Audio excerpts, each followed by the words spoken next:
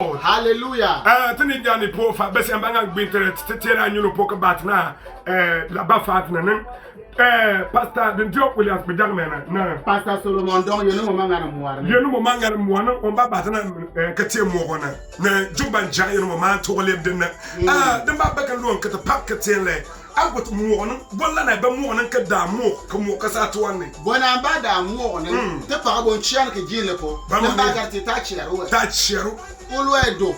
What to say? I want that was Nandi Abandon. Lemba Pugo, what to say? Oh, my God, open door. I enjoy you to a guard. A back at the bat. Lemba Pugo, non pence. Non pence. Not as Capasso, no, with a pimp, Capuno, I don't talk a lesson. Tuntotian in our Tuntokas and what? Oh, has not was about to do it. Let him walk down here. Lemba Pugo, I think a park on Conquana.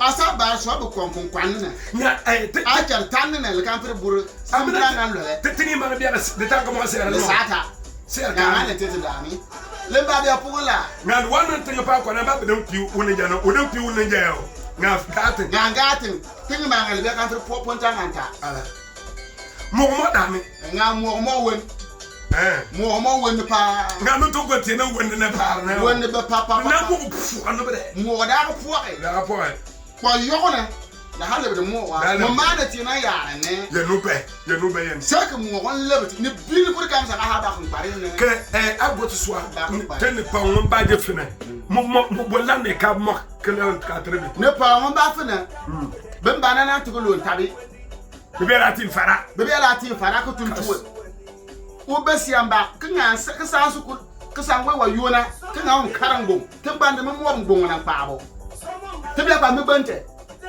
le gom le Cape Coast universities a ha ba so mo be bela nga motana se mo kwa ji fara loriyo fara ko ga da wani na taba bon wona be nga da bon bo na taba na po we yo a se na ba be laga amele men ta na ko mo on we laga na beton mat tabare na tramo na yara mba kanga ka je so makanu nga fokai londo kwa mi yuba bo manji kore yom kana bra tutu na ba ngalu an ba ngana yure sar na jar kuna yenu te abarka mo pa kata katen tuba yenu mo mangana yetra mo arne juba jere mo ma le maganga ma titu yenu te abarka